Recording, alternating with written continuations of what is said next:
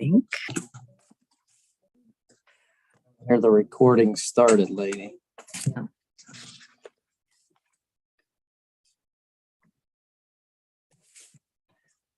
Okay, it is Thursday, May 19th, 2022. Richland County Board of Commissioners now in session.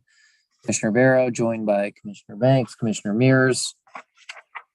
Holton today, filling in for Stacy, our County Administrator, Andrew Keller, our Zach and Screech online over there, Alan Carl.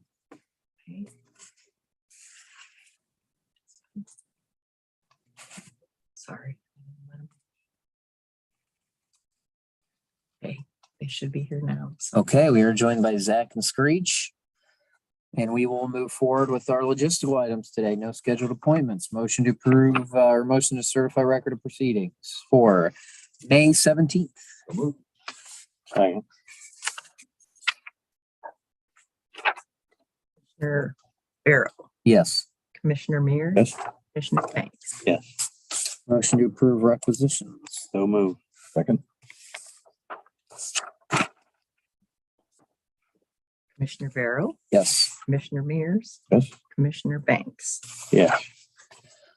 Motion to approve weekly transfers and appropriations. So move. Second.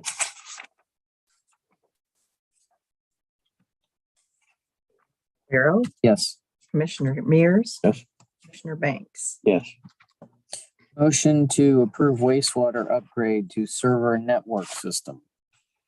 So moved, and I talked at length to Amanda about this. This was a planned expenditure. It improves her service time, which she's getting good service there. So I'll make that motion.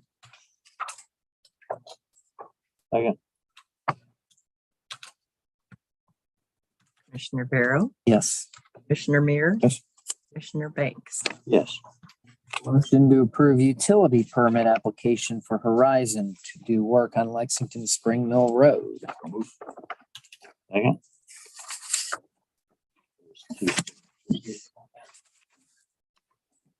Commissioner Yes.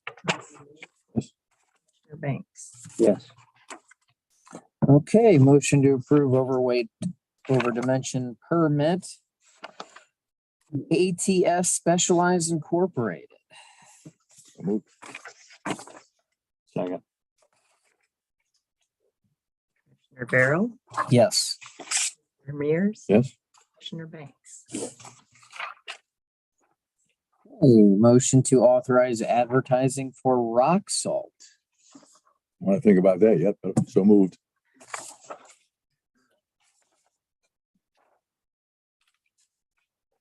Commissioner Barrow, Yes. Commissioner Banks. Yes.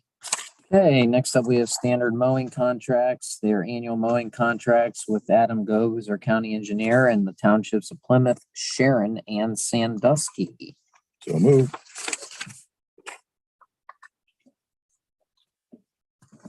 Commissioner Barrow, Yes. Commissioner Mears. Yes. Yes. Hey, did some interviews a while back. This time we'll ask for a motion that we hire Mr. Rob Corwin as a maintenance repair worker effective June 2nd, 2022 at $18.25 per hour with a 120-day probationary period. So moved. Known as Biggin. So Are we supposed to call him that? I don't think so. Probably not. Strike that from the record. Commissioner Barrow, Yes. Commissioner Mears. Yes. Commissioner Banks. Yes. Okay. Motion that we authorize regional planning to apply for a community development block grant for critical infrastructure on behalf of the village of Shiloh. So moved. Second.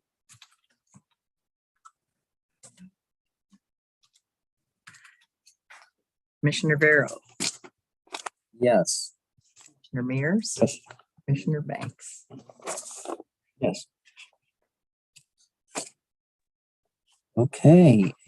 Last up, motion to approve a lease agreement with Soil and Water effective July 1, 2022 for 1,147 square feet of office space in our Longview building. And Cliff has some information on that.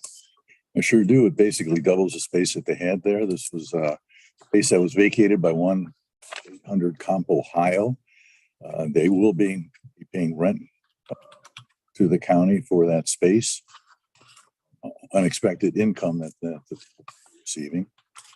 And the space that they've been using for the supervisors meeting will now be used for storage for the Board of Elections. So it's a good win all the way around. So move. Second.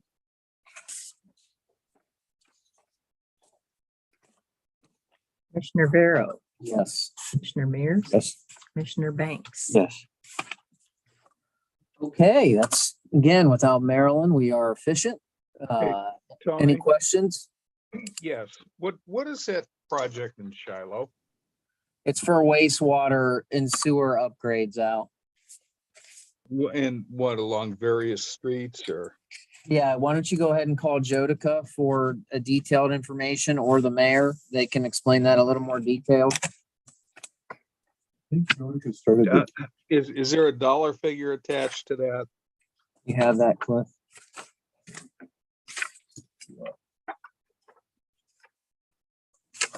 here. Total request is $500,000. Replace 2,200 feet of 8-inch line and 3,400 feet of 6-inch line, 900 feet of 4-inch water lines, and install 315 meters, dismantle a water tank.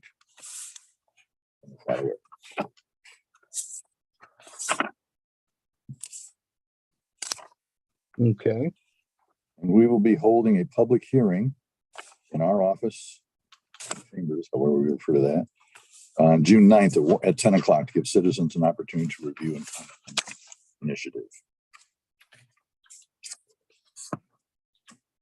All right. Sounds good. Thank you. Welcome.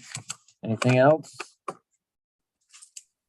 Yeah, real quick, just I want to follow up, and this is really a land bank question, but since two of you guys run the land bank, you can probably answer it for me. I was talking with Jay Goyle yesterday, and the brownfield remediation agreement that was discussed at 424 Park Avenue East. I'm trying to remember without having to go back through a lot of recording. Did you guys act on that agreement yet, or is that still waiting for Jay to finish phase one before you act on it?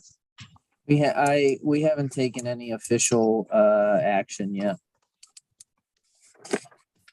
I know you guys can't speak for the entire land bank, but is that something that obviously Jay and the gentleman from Cement Products, whatever, purchase that land at auction with the idea of perhaps getting help to clean it up? Is that something that the land bank is leaning toward doing, or is that? Yes. Okay. And just to double check, I'm trying in vain thus far to get anyone from Skilkin Gold on the phone. Any updates from either the county or the land bank in terms of notification or requests from them to participate with their Kingsgate properties?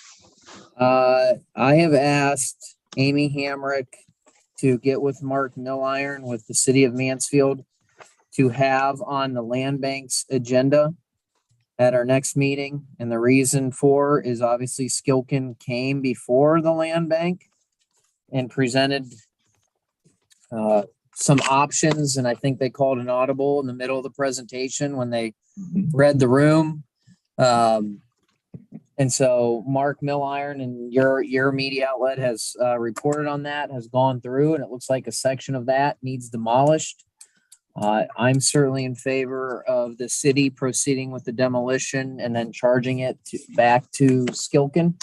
But I've asked that Mark and Amy get on the next land bank agenda to continue to provide an update for the land bank.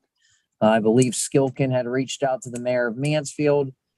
He instructed them to reach out to me as well, but I've yet to hear from anyone who represents Skilkin, including, I believe, Ken himself.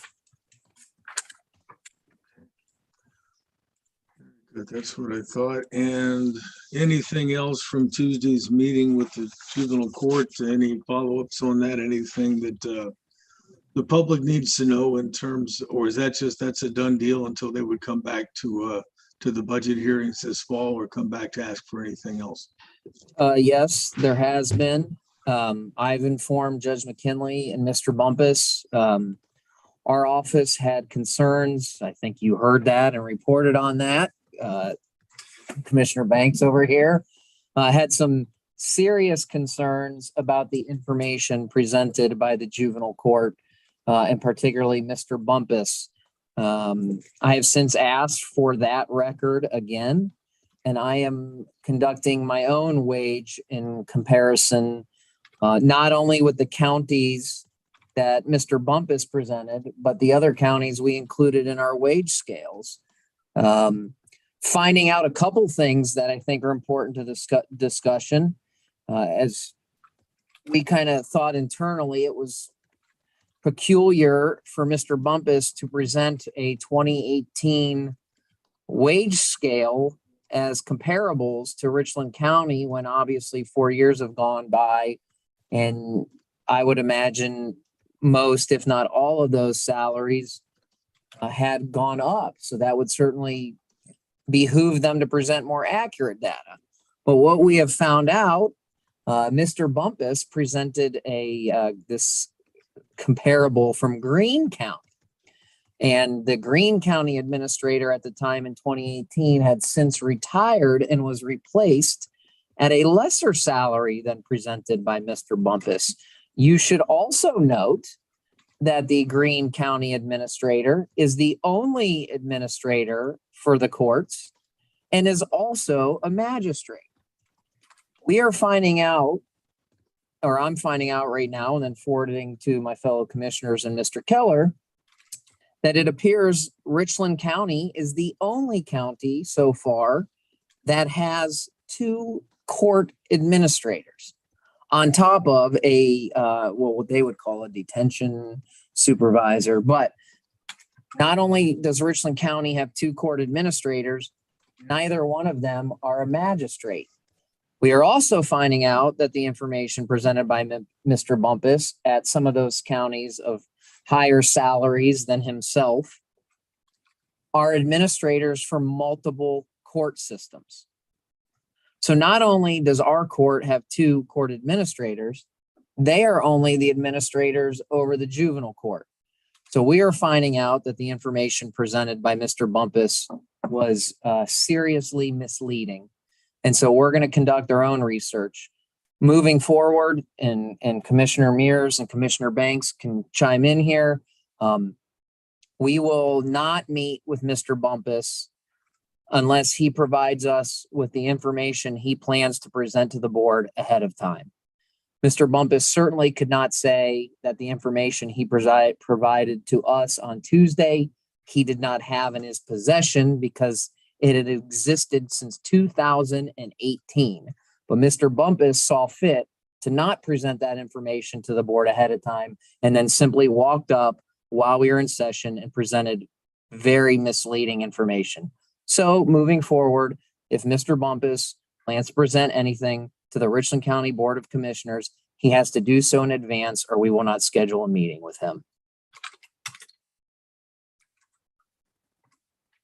That was a choice of all the commissioners.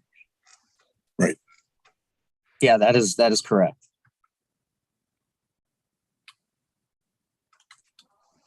Okay, and have you heard anything from Mr. Bumpus or Judge McKinley since Tuesday in terms of, I mean, have you notified the court that if Mr. Bumpus wants to present anything, he's got to do in advance? I have. In response or no? Nope. I presented that information. I went to work on that Tuesday after that meeting. As you can imagine, our board was not pleased.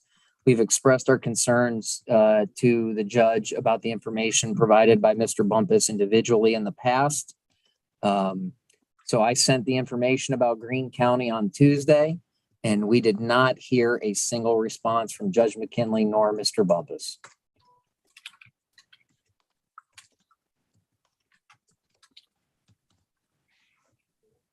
Good. That's all I had. Thank you. Al? Nope. No other questions. Okay, seeing no further business, we will adjourn at 9:45.